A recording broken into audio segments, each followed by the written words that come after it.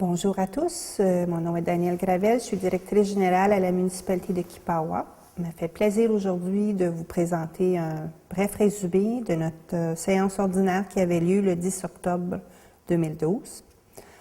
Donc, on a adopté notre ordre du jour, procès-verbal, en correspondance, les comptes payés pour le mois de septembre qui totalisaient 187 133 $.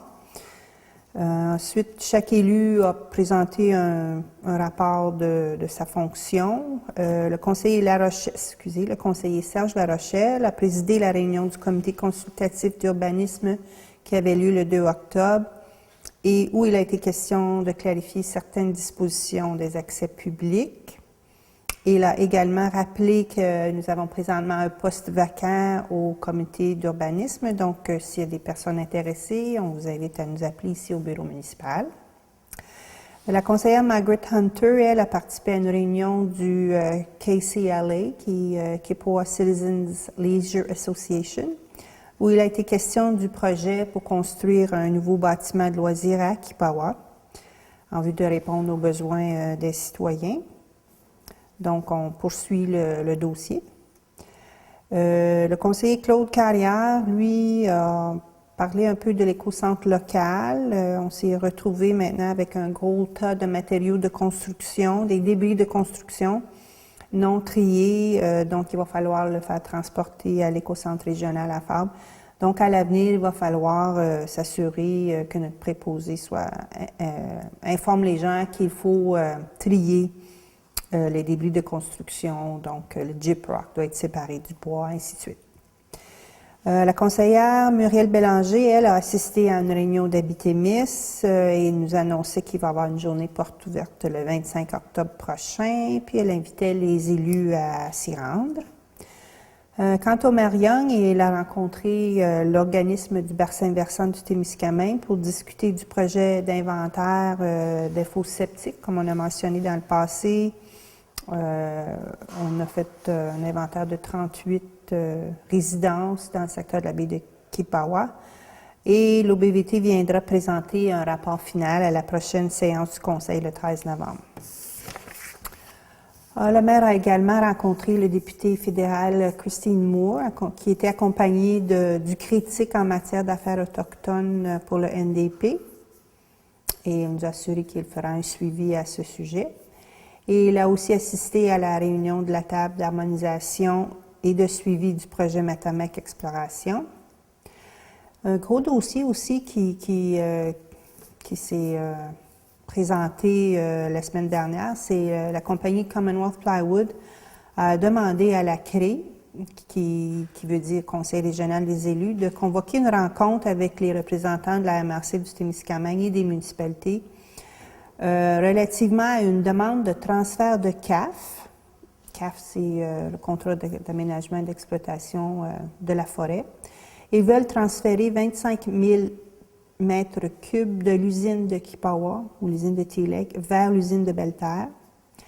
Le maire a demandé au consultant Robert Saint-Amour de représenter la municipalité à cette rencontre qui avait lieu le 4 octobre à Ville-Marie. Et le maire a mentionné, entre autres, qu'il y a un comité qui travaille présentement à relancer une petite scierie et une grappe industrielle dans le secteur sud. Il a mentionné qu'il est ouvert à parler avec Commonwealth Plywood et il va continuer à poursuivre dans le dossier. Il va rencontrer un représentant du ministère des Ressources naturelles à ce sujet le 11 octobre à Rouyn-Noranda.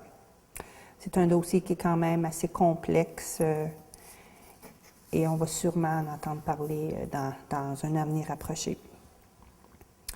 La conseillère Muriel Bélanger, dans les affaires nouvelles, la conseillère Muriel Bélanger a donné un avis de motion qu'elle présentera lors de la séance subséquente, un code d'éthique et de déontologie pour les employés municipaux. C'est un code qui est maintenant obligatoire dans toutes les municipalités et c'est demandé par le ministère des Affaires municipales. L'année passée, c'était un code d'éthique pour les élus, maintenant c'est pour les employés municipaux. On a adopté une résolution pour adopter le rapport trimestriel. Si vous voulez le consulter, il est disponible au bureau municipal. Je vous dirais les chiffres, on arrive dans nos chiffres, si vous voulez, là, à la fin, parce que c'est un rapport à la fin de septembre. Donc, on prévoit qu'à la fin de décembre, on devrait arriver dans nos prévisions budgétaires. On a également adopté une autre résolution concernant la rémunération du personnel électoral, parce que, comme vous le savez, il y a une élection partielle qui est prévue le 11 novembre prochain, car on a 2 sièges vacants. Et on se prépare, il se peut qu'on n'ait pas besoin d'élection s'il y a juste 2 personnes qui se présentent. Mais ça, on va le savoir seulement vendredi, le 12 octobre. Mais on se prépare quand même. Donc, la municipalité va établir la rémunération du personnel électoral en fonction d'un avis d'indexation qui a paru dans la Gazette officielle du Québec le 3 décembre 2011. Fait qu'on va se baser sur ce tarif-là pour le personnel électoral.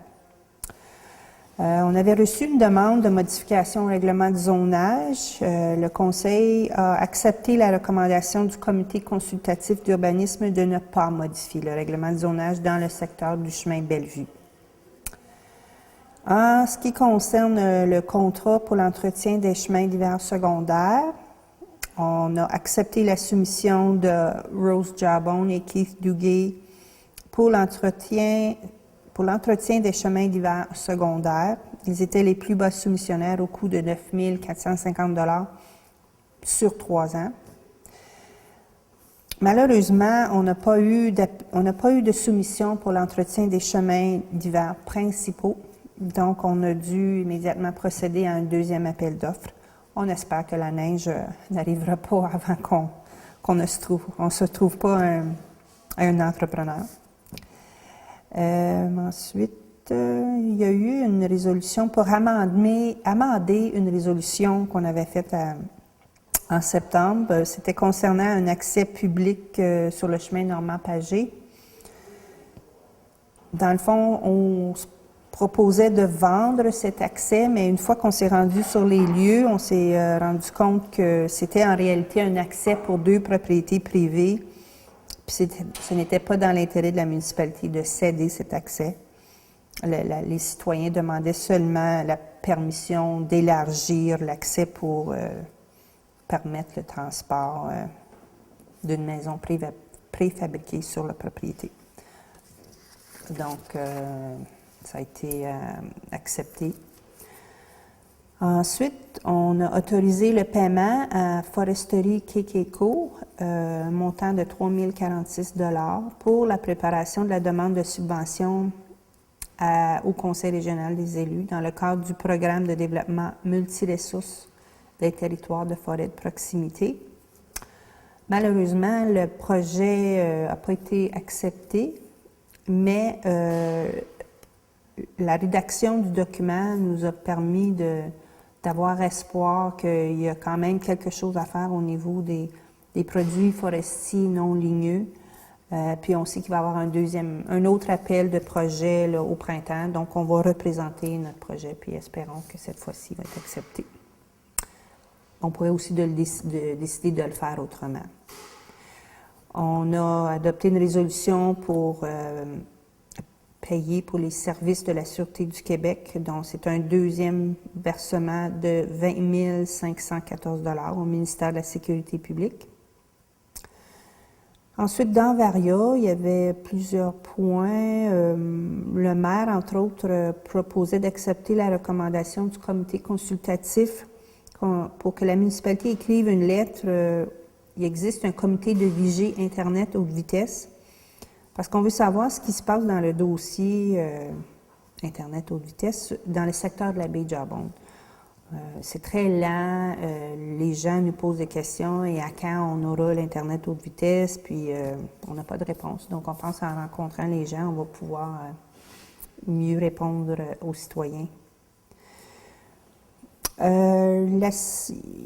Au cours du mois, on a rencontré l'urbaniste de la MRC de Témiscamingue, Daniel Dufault,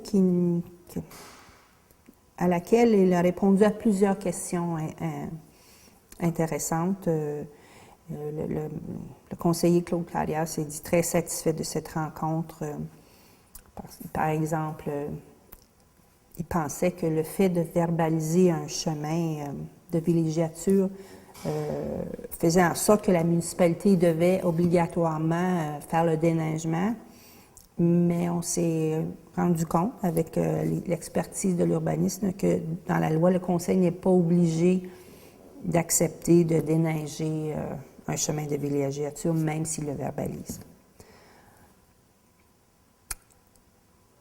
En gros, ça termine le résumé de notre rencontre, de notre séance ordinaire. Alors, encore une fois, je vous remercie de votre écoute attentive et à la prochaine. Bonjour.